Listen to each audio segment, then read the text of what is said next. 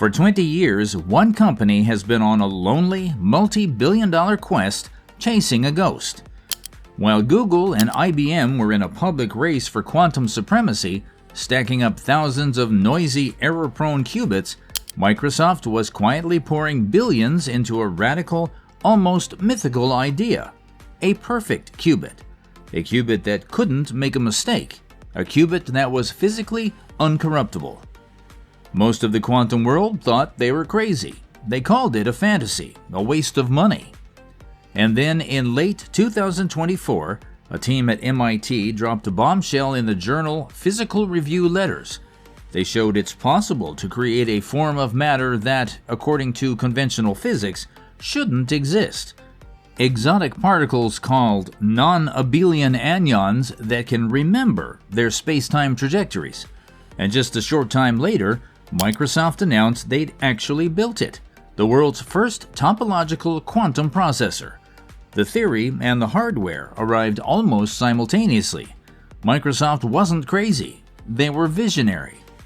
This isn't just a laboratory curiosity, this is the blueprint for an unhackable computer. And it has ignited a new secret Cold War, not over software, but over the rare and exotic materials needed to build reality itself. Today we're pulling back the curtain on the biggest gamble in tech history, the bizarre world of topological matter, and the new multi-trillion-dollar supply chain that will define the next era of computing. To understand the scale of this moment, you have to go back to 2005. That's when Microsoft founded Station Q, a secretive research unit with a singular, audacious goal: build a topological quantum computer. They were led by Michael Friedman, a legendary mathematician and Fields Medal winner who believed that the only way to win the quantum race was to change the rules of the game. For over a decade, Microsoft has poured an estimated $10 billion into this vision. While Google and IBM were showing off chips with more and more qubits, Microsoft had almost nothing to show. The critics were loud. They were burning cash on a theoretical dead end. Friedman and his team at Station Q understood a fundamental, brutal truth about quantum computing. Most of what other companies were building was noise. Their bet wasn't on building a bigger computer, it was on building a perfect one. They weren't playing checkers, they were playing chess. For years, the community whispered that Microsoft had nothing. No hardware, no qubits, just a fancy theory. Competitors would privately mock their progress. At major quantum conferences, while other teams presented chips with hundreds of qubits, the Microsoft team would present more theory. It was a lonely, high-stakes game of conviction. This is why the MIT paper is so seismic. It's not just another incremental step, it's the first external, high-profile validation from a world-class institution that the foundational physics of Microsoft's entire multi-billion-dollar gamble is sound. The ghost they've been chasing for 2 decades is real, and the stunning proof that their checkmate is coming. This leaves us asking the question, what is this impossible matter? To get it, you need a new analogy. Imagine a normal qubit, like the ones Google and IBM use, is a message written on a piece of paper. It's fragile. A gust of wind, a drop of water, even just looking at it the wrong way can corrupt the message. The information is local and vulnerable. Now imagine a topological qubit. It's not a message on paper, it's a message braided into a complex looped knot. The information isn't stored in any single point on the rope, it's stored in the global property of the entire system. It's knottedness. You can wiggle the rope, shake it, even fray a small section, but the fundamental knotness of the information remains unchanged. To destroy the message, you can't just cut one part. You have to physically undo the entire complex knot. This property, called topological protection, makes the information incredibly robust. The fault tolerance isn't a layer of software you add on top, it's an inherent physical property of the hardware itself. This is the unhackable qubit. This changes the entire philosophy of quantum computing. For the past decade, the dominant approach, led by Google, has been about software-based error correction. It's a brute force attack. They build computers with thousands of noisy, error-prone physical qubits and then use a significant portion of those, sometimes 1,000 to 1, just to create a single, stable, logical qubit.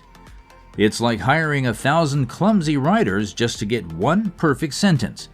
It works, but it's massively inefficient. Microsoft's topological qubit is a completely different paradigm.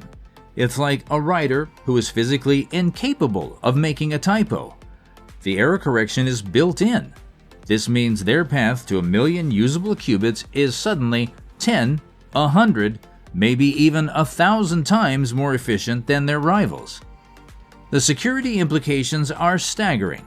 A computer built from topological qubits would be, by its very nature, almost unhackable. Its calculations are protected from the vast majority of environmental noise, thermal fluctuations, and electromagnetic interference, the very same channels an adversary might use to disrupt a computation. This isn't just a more secure computer. It's a new paradigm of secure computation where security is guaranteed by the laws of physics itself. This breakthrough has blown up the entire quantum investment landscape. The new gold rush isn't about building computers. It's about controlling the exotic materials needed to build them. According to Data M Intelligence, the quantum materials market is set up to explode from $10.4 billion in 2024 to nearly $97 billion by 2032, a blistering 32% compound annual growth rate. Here are the 3 layers of this opportunity. Layer 1. The elements. To create these topological states, you need materials like bismuth telluride, a type of topological insulator. This is the new rare earth. The companies that supply these ultra-pure materials, like specialty chemical giants DuPont and Germany's Merck KGaA, are now in a prime position. Layer 2. The tools.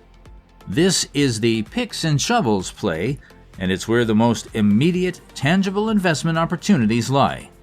You don't just mine these materials, you build them, atom by atom, using incredibly expensive machines. The most critical bottleneck here is in cryogenics and fabrication. Let's take a closer look at one of these companies, Veeco Instruments. Veeco doesn't make quantum computers. They make the machines that make the quantum computers.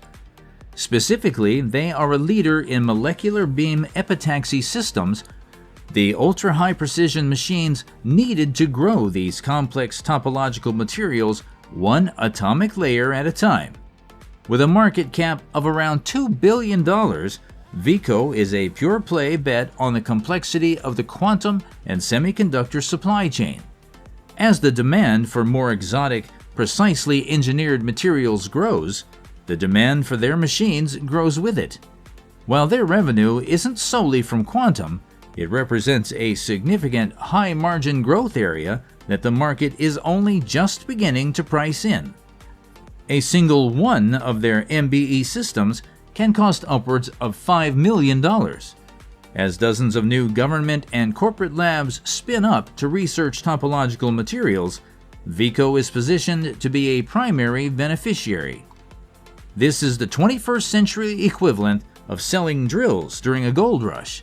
You don't just mine these materials, you build them, atom by atom, using incredibly expensive machines. This is the picks and shovels play. The most critical bottleneck here is in cryogenics.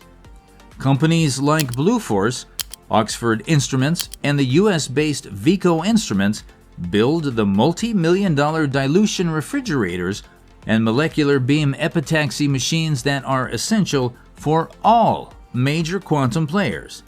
A 6 to 9 month lead time on one of these machines can halt a multi-billion-dollar research program in its tracks. Layer 3. The blueprints. Before you build, you have to design.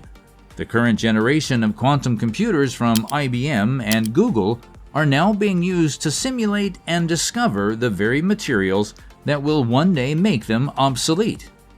It's a fascinating, self-reinforcing cycle. This also creates a market for simulation software from companies like ANSYS. This isn't just a commercial race, it is a geopolitical war.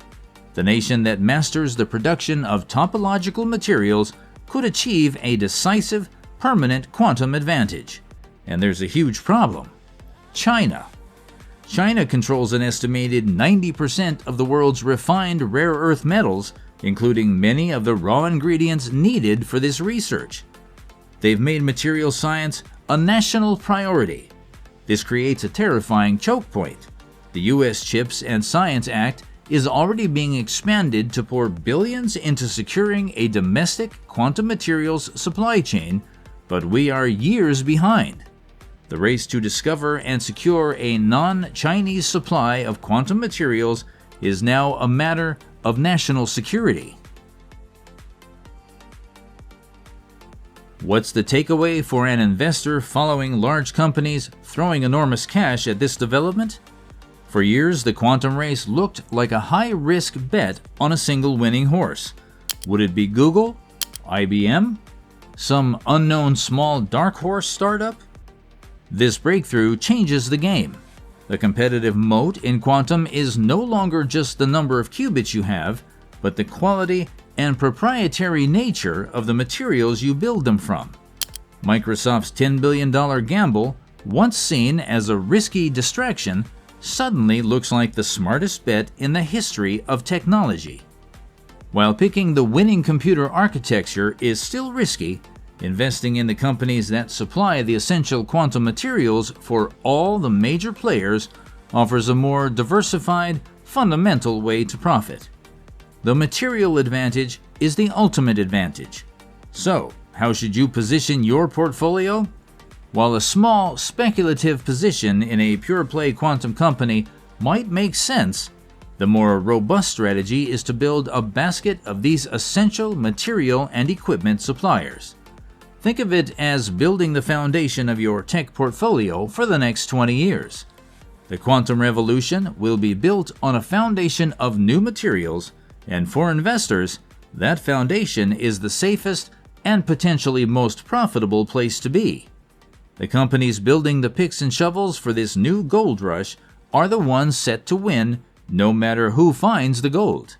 The revolution will be built on a foundation of new materials, and for investors, that foundation is the safest and potentially most profitable place to be.